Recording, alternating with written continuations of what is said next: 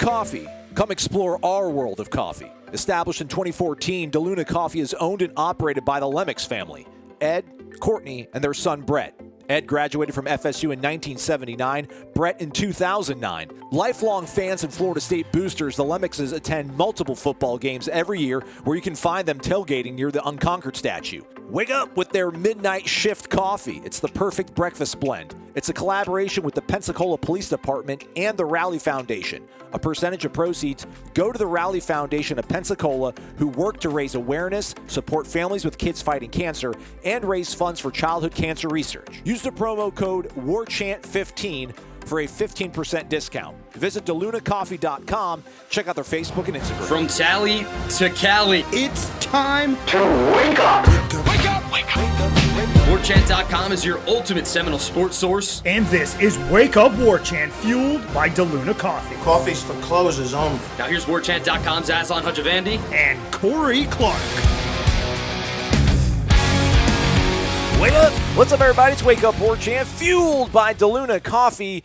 DeLunaCoffee.com. Come explore our world of coffee. Promo code WARCHANT15 gets you 15% discount if you order off their website, or if you're in the great state of Florida, from I-4 up to the Panhandle, check your local area Publix. Should be able to find Voodoo, I think Five Flags, Blue Angels.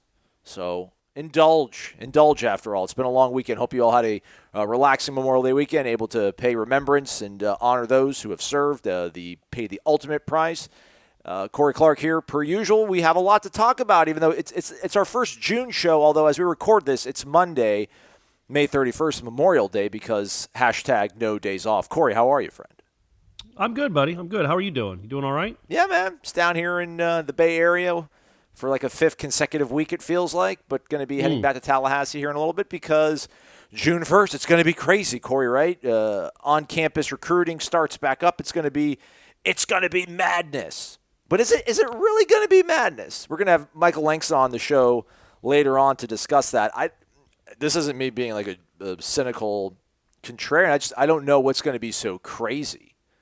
I don't think there's going to be like a deluge of official visits and a flurry of commitments. I understand there's less time now for kids to visit campuses and make their decisions, but I feel like a lot of them wait to come and check out a game or two before they make their intentions fully known. But I guess maybe over the last few years, summer has been a pretty pivotal time for kids to commit, so perhaps hope fans are expecting that to happen. Nonetheless, Kane Madden, we are expecting will be on campus, so that's a big deal, the transfer from Marshall. I get that being a big deal. The rest of it, though, I think is maybe people just jonesing for something to be excited about, so we're kind of, going along with it. I don't know. Well, I mean, Norvell tweeted about it on Monday. He's like 12 hours to go with a clock. I mean, look, with all these coaches around the country, but maybe even specifically Florida State, because they haven't gotten to do it yet, are excited about the dead period being over. Like, he's never recruited in a non-dead period. So now actually getting to talk to kids, dap them up, hug them if you want, breathe on them. You can do all of it now. Yeah, I'm sure they're very excited. Indeed, and again, we'll have more on that with Michael Langston, I hope. I haven't texted him yet, but Michael's always excited to come on the podcast and talk about recruiting, so I feel pretty good about our ability to get him here on the program. But even more exciting, Florida State back in the College World Series, back in the Women's College World Series after going down to Baton Rouge this past weekend and sweeping the Bayou Bengals. Hey, man, the Clark curse, I think we can officially call it a thing of the past, Corey. You spoke to Lonnie Alameda in the lead-up to this series. They go down there, dominate Friday, or was it Game 1? Whenever Game 1 was, Thursday maybe? They dominate Game 1. Game 2, they fall into a hole and then rally back and just show extreme mettle and toughness and why they're such a beloved part of the university's athletic program with a victory in the late innings against LSU. So here we go, Corey. We're going to Oklahoma City. Maybe Ira will be going to Oklahoma City. This is exciting. What a fun team to watch. I was watching Game 1, and the romanticism of sport is mostly dead with me. But when I was watching the softball team, it's just they don't care about going pro because obviously their options are not nearly as lucrative as football players or baseball players or basketball players. And you just see the passion, the dedication they have, the fortitude. You see all these things, and it just makes you kind of fall back in love with college sports and be excited. And I haven't found myself like rooting openly so much for a Florida State team as much as I had like the softball team this past weekend. At least game 1, which I was able to watch. I was on the road for game 2, but you saw all of it. I did, yeah. No, it is what they've been doing. That's what I kind of wrote about afterwards. It was that I wrote the column about the team, and it kind of paralleled what I talked to Lonnie about. Just like, you went from hitting 105 home runs 2 years ago in the last full season that you had as the head coach, and now this year you've hit 42, and yet you're in the College World Series. You're a completely different team. You're a short game, base running, defense. They've always prided themselves on defense, but they've also been power hitters. They hit home runs and doubles. That's what they've done for at least a half decade, longer really. And then all of a sudden, now they're, they're 10th in the ACC in home runs. They're 93rd in the country, as opposed to 2 years ago they were 3rd, and now they're 93rd, and they're still in the College World Series. And it was a great testament to that this weekend because they scored 1 run on Thursday, which is all they needed. They had 2 singles, back-to-back singles. Great base running from first to third, gets you to third with nobody out, and then a sac fly scores you. And then the next game, they scored 2 runs on a couple of singles. I think Mason had a single up the middle to score 1 after Sidney Sherrill singled, and then they scored their tying run on a wild pitch. They tried to win the game on a suicide squeeze bunt that did not work because, excuse me, the LSU player made a really good play, and the catcher, I guess, is allowed to block the plate. I didn't know that was a rule, but you can. Elizabeth Mason hits a huge home run to tie the game, but then they win the game again on a single, a walk, and then a freshman who hadn't played all game, Landers, coming through with the base hit down the line to win the game. It's a testament to what they do, man. They find ways to win, different ways, but the same result. They're back in Oklahoma City. So yeah, man, they are an easy team to cheer for. They do match up, I think, with UCLA. Correct. Thursday, 9:30 p.m. ESPN. UCLA is the defending national champs since they didn't have one in 2020. So and I think they're the 2 overall seed, but they did avoid the 1 overall seed, which is that behemoth from Norman. I'll be honest with you guys. I don't text my friends a lot about college softball. It's not something I do. But I went and looked up the Oklahoma stats this year, the Oklahoma softball team stats, and I texted Aslan and Ira because it is insane. They're 50-2. They're averaging 10 runs a game. I think they said that was their third. They won the final game of their super regional by a run rule against Washington. It was their 34th run rule game of the season. Yeah. They have 6 players hitting over 428. They have 4 players with 20 or more home runs. They've hit 163 home runs this season. Again, Florida State's hit 42. But you can win. That's the beauty of softball. That's the beauty. You can win different styles. But yeah, I had no idea Oklahoma was that. Like, I don't know if there's if Oklahoma's considered the best softball team of all time, but those numbers they're hitting 420 as a team. They're slugging 800 as a team. So that's incredible. Their batting average is higher than Florida State's slugging percentage. But incredible. You know what, Aslan? They're both in the same city. That's right. They're both in the same city. There's only 8 teams left. Anybody can win it when you get out there. Circles. Good luck, James Madison. Yeah, right. James Madison gets Oklahoma. Georgia, Oklahoma State. Winner gets the winner of Oklahoma State, James Madison. Then Florida State, UCLA awaits the winner of Arizona, Alabama. So that's the Women's College World Series is set. Oklahoma City, Oklahoma, Thursday again, 9 p.m. Florida State takes on UCLA. In the men's end of things, the national tournament has now, field has been set on Memorial Day. Florida State going to an SEC school, but not the one that Baseball America, nor D1 Baseball, nor anyone else who projects these things had them going to. They're going to go to Oxford, Mississippi, Swayze Field, and what is a group of death, man. They've got Ole Miss as the 1 seed. What is it? Is it a double directional Missouri school like Southeast Missouri State? Is that who Ole Miss has got? Southeast Missouri. Yep. And then Florida State's got Southern Miss. And Southern Miss is a team that was jockeying for potential hosting privileges, but man, you want to talk about this might be lining up nice for Florida State. USM, Southern Miss, was cruising to the Conference USA Championship. Went into the winner's bracket. They beat Louisiana Tech to get into the winner's bracket, and then they were up like 5 or 6 runs going into the 5th inning of what would have been the deciding game for them, and they slowly let the lead evaporate. Then they tied it up in the 9th inning and then lost in extra innings in the 10th to Louisiana Tech. And then the next day in the winner-take-all game for the championship, for the conference championship, they were up 5-2 going into the bottom of the ninth, and then proceeded to lose the game in a walk-off. So they're coming into this one a bit wounded. Scott Berry, Southern Miss, perennially a good program, and he's got that team quite strong. And they've got a couple guys from the state of Florida, which is always a bit of a, gives me a little bit of anxiety when you see guys in the lineup that have got Florida ties playing against Florida State.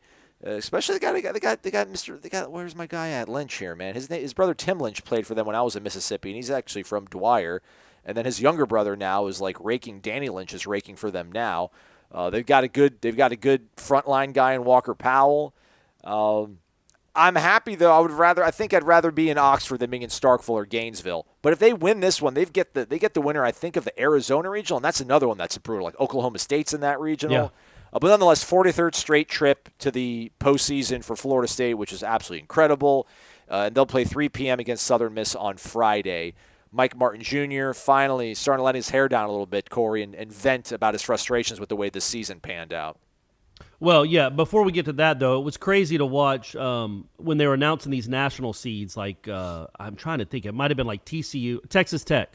Like, it would say 5th straight NCAA regional. Yeah. Like, 17th overall, 5th straight NCAA regional. TCU, 19th overall, 5th straight NCAA regional. 43 straight regionals is insanity. It's just crazy. I mean, look, none of I think it's the second most all time. They can tie the record next year if they make it or break the record. I don't know. But nobody's had more than 44 ever, and Florida State's currently at 43. It really is just a remarkable, remarkable run. And you're talking literally about thousands of players that have been through the program to make that a reality along with the coaching staff. So congratulations to make it for real. I know that's not the end goal when you come to Florida State is just to make the regional. But still, when you start out losing your first 3 in the ACC to Pitt, who we'll get to in a second, that to come back and make the regional, to have the second most top 25 wins in the country, not a bad season. Not a great season, certainly not by the standards of this school, but not a bad season. And you went 4-0 against Miami. So that always helps. But yeah, man. So Meat didn't he didn't mince words there. He didn't he didn't play politics and like him and Hall. He was asked what he thought of the selection process, and his first words were, "You mean besides laughable?" Because he was very upset, and I think I'm sure there was a little bit of it that like we're a 3 seed, really? We're in the second best conference in the country. We have more top 25 wins than anyone but one other team, and we're a 3. But it wasn't just that. It was Mike Bell's Pitt team got left out completely. Remember, folks, they were one of the 20 potential host sites 2 weeks ago. Like when the selection committee listed the 20 teams that were in the running to be a regional host, 16 actually get it. Pitt was one of the 20, and now they're not even in the field. And they were he was upset for Mike Bell. I also think it's a joke that Notre Dame isn't a host. I mean, again, the ACC put 8 teams in the field. Notre Dame won the league by 4.5 games. So they were clearly the best team of the second best team conference in the country, and they don't get to host. So that to me, that's just it's just beyond bizarre. And it just it's what he was upset about. Number one, he said, if you don't believe politics plays a part in this, you're wrong. Essentially, that's what he said. I'm paraphrasing, but that yeah, man, like. They don't. Did you watch that, Aslan? Did you watch the show, the selection show? Mm-hmm. Did you see the chairman of the selection committee come on the air? I didn't see that part. They did that? I missed that part. So they did the interview like they do after basketball, after the basketball announcements. Yeah, it was like a 2.5-minute interview. It's like the guy, I don't know who he is. I'm speaking completely ignorantly about who this person is. It's like he had never heard the word baseball before. He had no idea. He was looking at sheets of paper. He was hemming and hawing and looking down. By the way, real quick, though, Notre Dame is hosting. They're not a national I'm sorry. Yeah, they're not a national seed, which they should have been. No. I mean, it just doesn't make sense that they weren't. Again, it goes to what Mike Martin Jr. was afraid of even before the season began, about the RPI being manipulated in a not good way for the ACC because they got 2 non-conference series taken away, and one of those non-conference series for Florida State would have been Southern Miss. So, now, I mean, they get to play them now, but they were supposed to play them back in February. And anyway, so that's why all the RPIs were middling. And that's why Notre Dame doesn't get to host. That's why Pitt doesn't even make the field. But his reasoning for Alabama being in over Pitt was that Pitt struggled late in the year. I think they went 3-10 in their last 13 games or something like that, 3-7 in their last 10. And he's like, we just thought Alabama was playing better. Yeah, Alabama went 3-8-1 in the SEC in series this year. They won 3 series all year. And in their last 12 regular season games, they were 4-8. So what exactly are you talking about? And so that's what frustrates me, is that kind of stuff. It's like there's no rhyme or reason, and they don't care. I think the NCAA basketball committee actually cares about trying to get it right. I don't think the baseball committee cares really at all, honestly.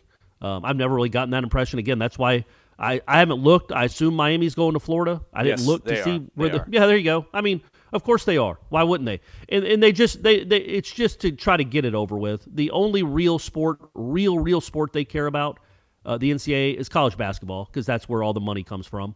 And literally, that's how they fund everything else. But the baseball committee was a joke. This year specifically, it was going to be very hard because of the different schedules and everybody having different numbers of games. And as they kept saying over and over, the cross-pollination of the conferences couldn't happen. So that Mike Martin was assured, the ACC coaches were assured, we won't use RPI as the main factor this year. We're going to use other things. We're going to use eye test, this and that. We're not going to just go by the RPI, and then it would appear they went straight down the RPI, because that's all they know. What else could they do? What else are they going to do?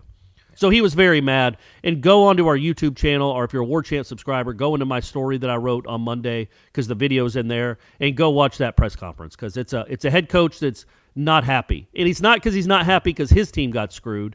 He's not happy because his conference got screwed. Yeah. But, this is Rocky 3. This is Clubber Lang rematch Balboa. This is Apollo wincing at what's happening in the ring, and it's Paulie being like, he's not losing. He's getting mad. He's getting angry.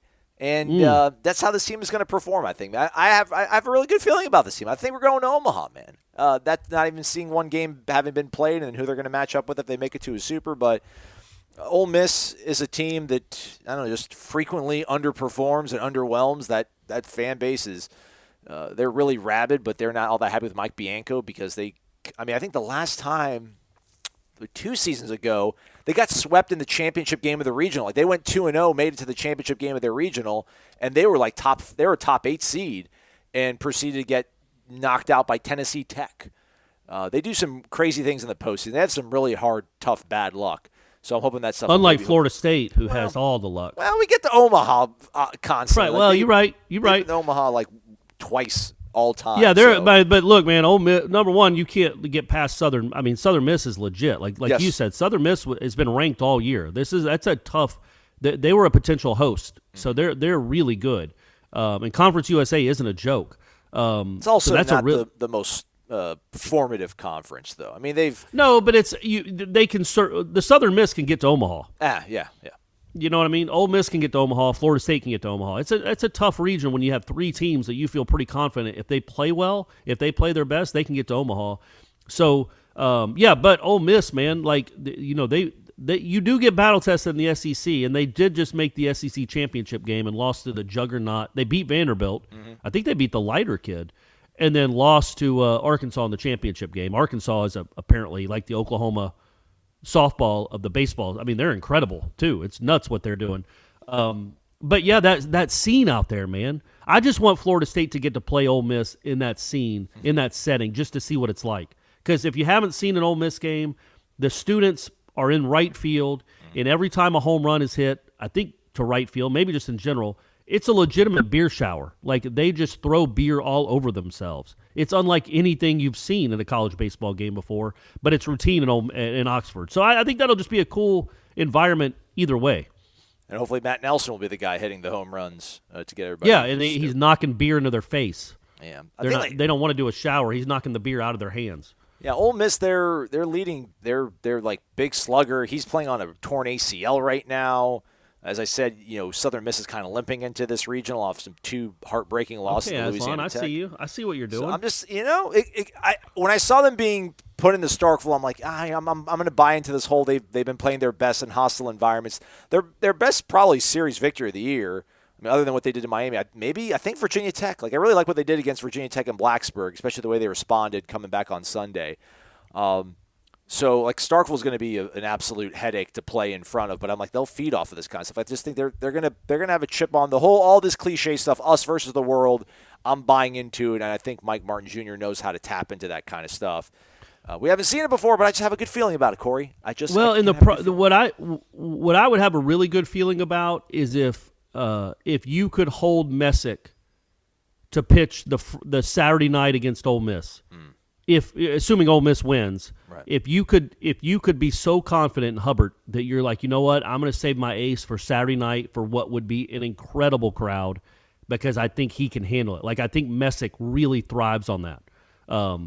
I don't know that Hubbard does, and he might too. I don't know. And Messick's never pitched in front of a crowd like that either, so I might be wrong. But I think that would be awesome to see just that matchup, Messick against that lineup with that crowd.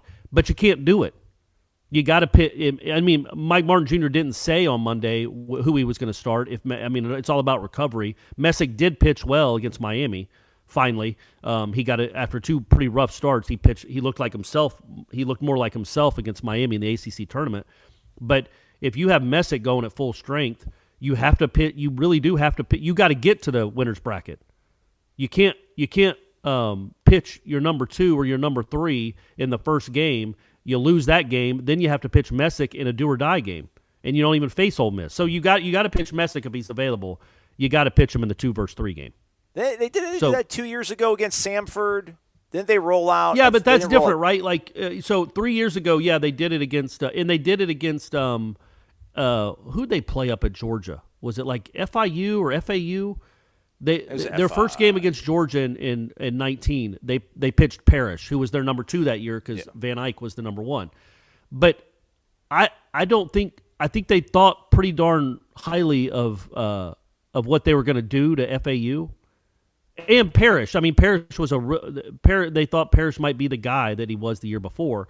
So they didn't think there was a huge difference between the two, or they thought they could get away with it because they were going to score a lot of runs, and they did. But this Southern Miss team isn't that FAU team, or FIU. Sorry, I keep getting it wrong. Like Southern Miss, you better like you said, they have an ace, and you better bring your best ace, or you're going to be pitching against. You're going to pitch Messick against Southeast Missouri, which is a waste. So there's a lot of strategy that goes into it. Typically, when Mike Martin was the coach, and it was the 1 versus the 4, he would always save his number 1 guy for the second game. Yes. Which makes sense because you think you're going to beat Samford, or you think you're going to beat Georgia Southern or Bucknell. Like I think I just mentioned 3 teams that they didn't beat in the 1 versus 4, but they did really well in regionals under Mike Martin Sr.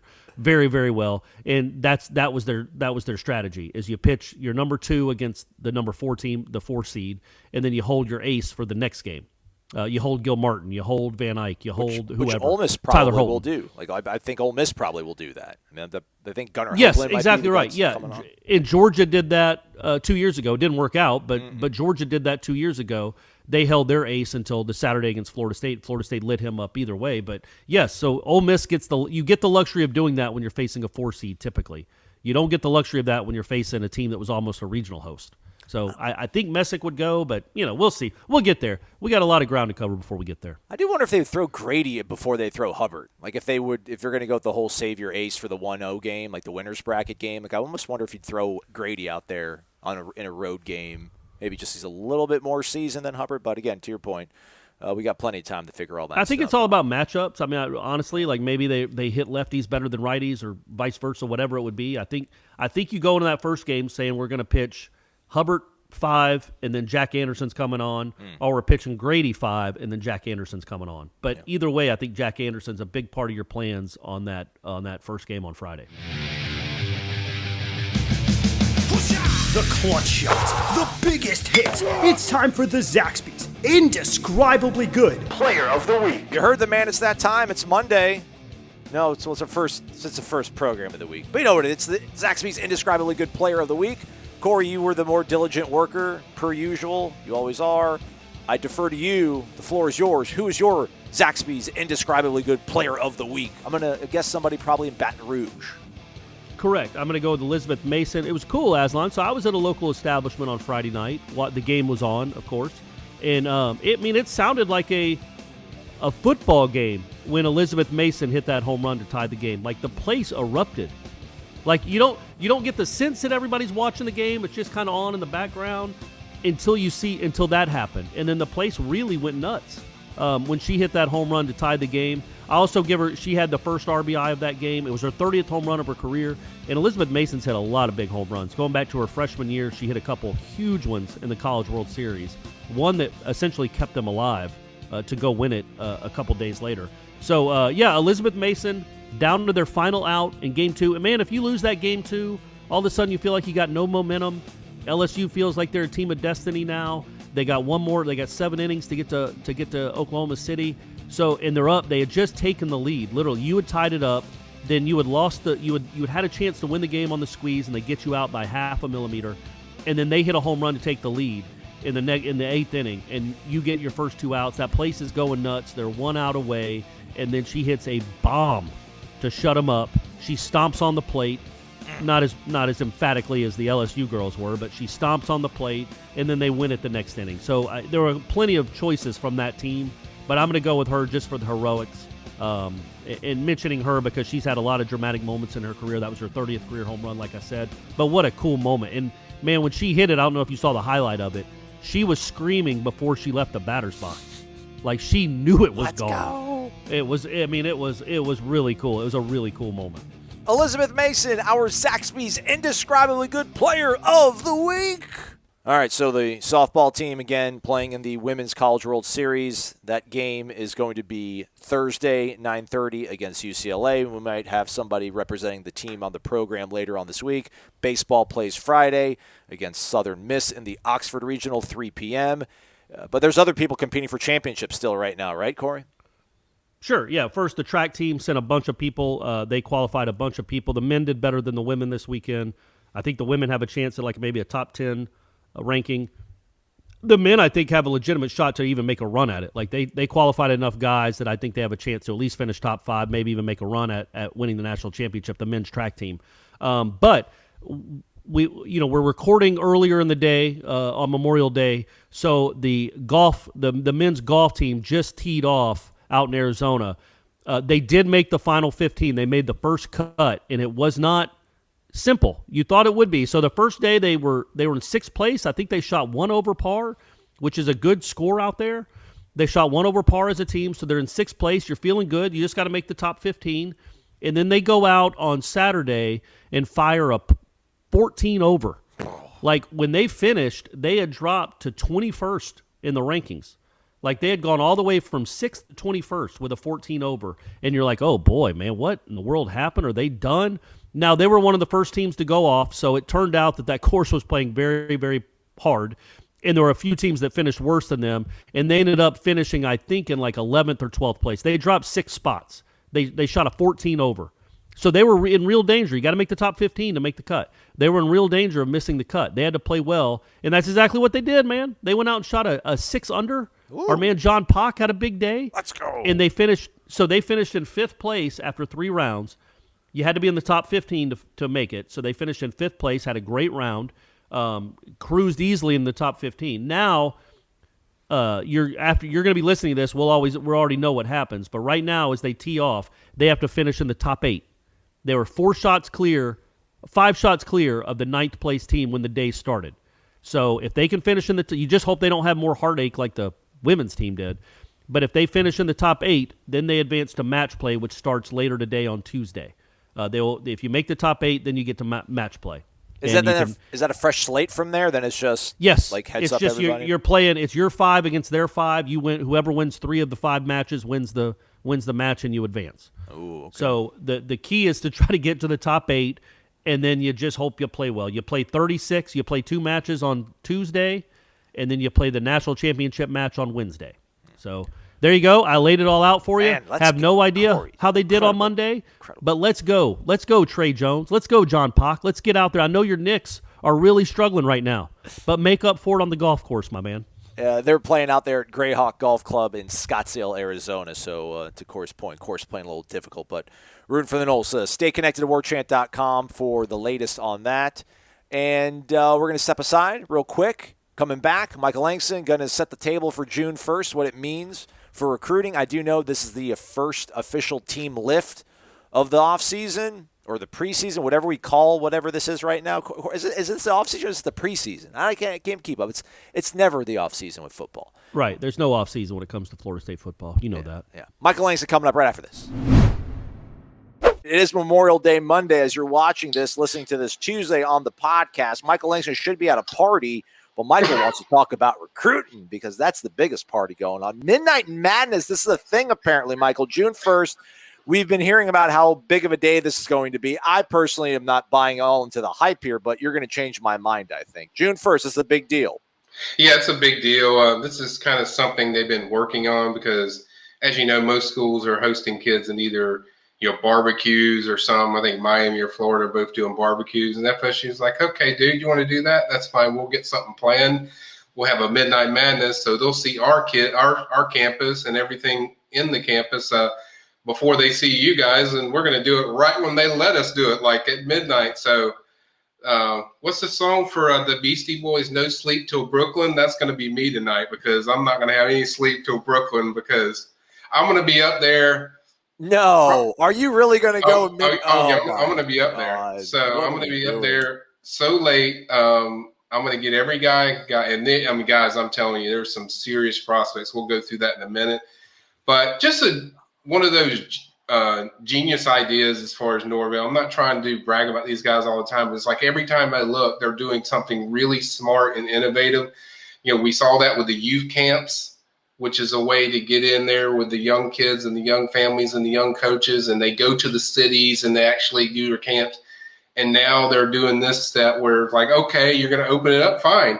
We'll do it at midnight. We'll host these kids at midnight. So they're going to do all the hosting like it's just a regular time. So these guys are going to be 3 a.m. Taking tour campus visits and seeing inside the program. I'm sure there's going to be some players there as well, hosting these kids. So just a genius idea. A lot of FSU commits are going to be up there. So I think it's definitely going to be exciting, and the buzz is just cranking up. Can they treat these kids equally in terms of if they're a commit, if they're an official visit, if they're 2023? Like, can they do a group tour? Do we know how the logistics of this is all going to work, or are we just kind of just focusing on the bigger picture of the fact that they're bringing in all these kids on the absolute first second they're absolutely allowed to, which just shows their dedication, I suppose? I would treat it more as like a junior day. That's how I would treat it. Basically, none of them is going to be official visits from what I can tell. All these are unofficial visits. So now, that makes it easier then, right? Like if everybody's unofficial, they can just do everything like big group tour stuff kind of. They can all do it in different groups, and they can. It's just like a junior day.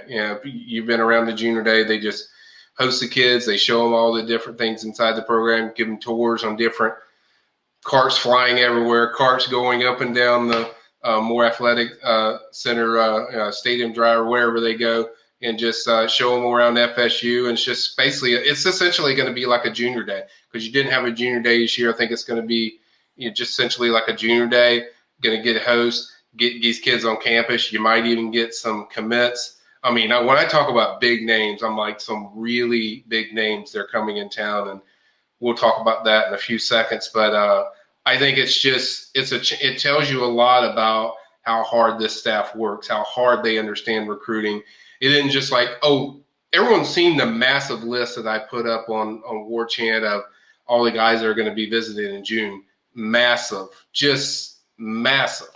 And now we're looking at, I think, the list of guys that are going to be there on midnight. At midnight, one name that jumps out to me is Kevin Coleman, 5-star Kevin Coleman. He has never visited FSU. He's going to be there tonight, or I should say tomorrow, since it'll be a.m. But Kevin Coleman will be there. Jaleel Skinner will be there. I think that's a commit watch because I think there's a lot of trending excitement about FSU. Bishop Thomas, 4-star defensive tackle, he will also be there. And then the biggest surprise to me, which I thought Coleman was going to visit in June, but the biggest surprise to me, if you go scroll up to the running backs, is Javonte Barnes out of Las Vegas. He's visiting FSU. He's a Rivals 100 running back. He is probably one of the highest guys on their board. To get him on campus that early is massive for FSU. It's going to be a big deal.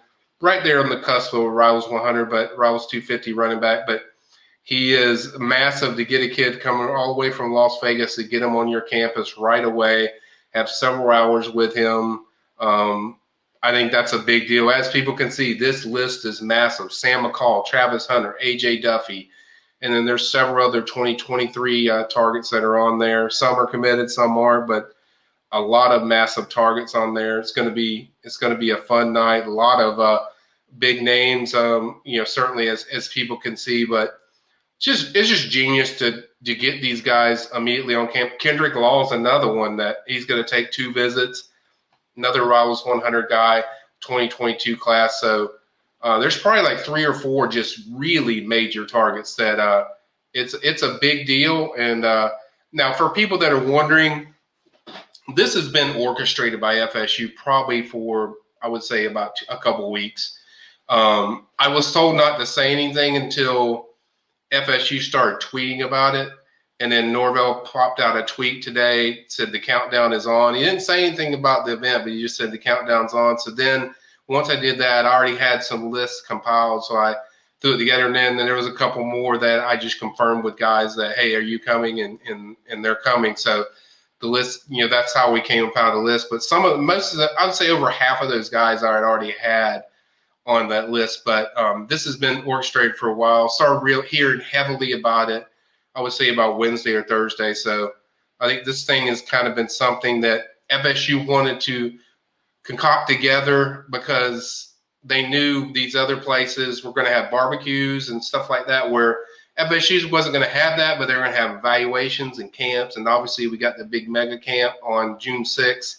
I think that's on a Sunday. So they had that, but they wanted to have something else too that's kind of a special event for commits and major targets that want to get there the first night, do something special for these guys and, make it exciting and kind of just fits Norvell's kind of procedure, what he does. He always seems to be a step ahead of doing something innovative. It's going to be crazy just to think about kids walking around campus visiting at 1:34 a.m., on a Tuesday.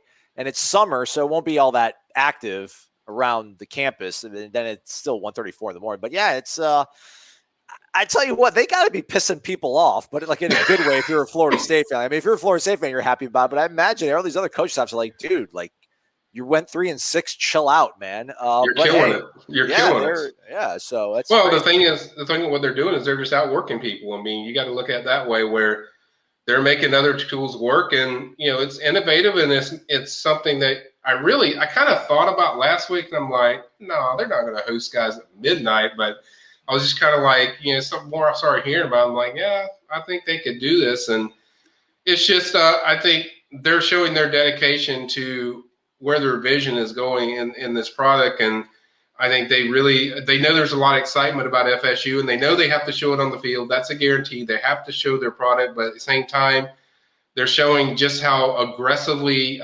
these guys, these coaches are going to go after all these recruits, and they're not going to let up. And it also tells you how excited these kids are on being on FSU's campus. The fact that, 5 stars and Rivals 100 guys that are uncommitted, they want to go to FSU first immediately. That tells you kind of where their mindset is. Guys like Jaleel Skinner, Kevin Coleman, DeAndre Moore, Javante Barnes, all these guys are coming to FSU first. The first night they can be there. And to my knowledge, nobody's really doing this, what Norvell's doing with the midnight thing. So it's just, it's really smart, and it's going to keep me up. Obviously, I'm not going to do much sleeping that night because whatever guys I get up with, I'm probably going to be doing stories and updates throughout the early, mornings. It's almost like if you're a little kid and you have those little lock-ins that you have with friends and stuff, you go to church or something and you go to a lock-in and you spend the whole night somewhere. That's kind of what I would be doing, kind of a lock-in at Florida State University.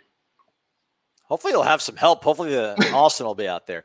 Hey, what about the big homie Kane Madden? Do we know anything on him? Will he be here June 1st? Yes, he's supposed to be here June 1st. I was actually going to chime in on that. Let's go, Michael. Kane Madden's going to be here June 1st.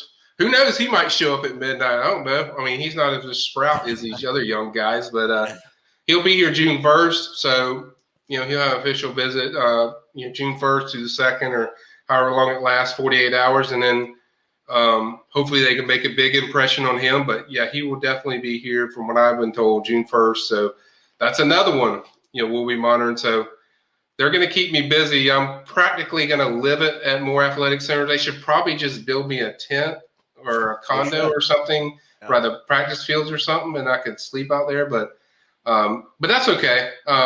We knew that. I knew this was kind of coming. I knew it was going to be really hectic and chaotic, and these guys haven't been able to visit anywhere for a year. So there's going to be prospects all over the country that just fly in, and there's going to be guys that we add just every single day and every other hour, Aslan, because so many guys have been itching to take these visits. So it's going to be the best word I can explain to this to people. 2 words is extremely chaotic is what it's going to be like with visits.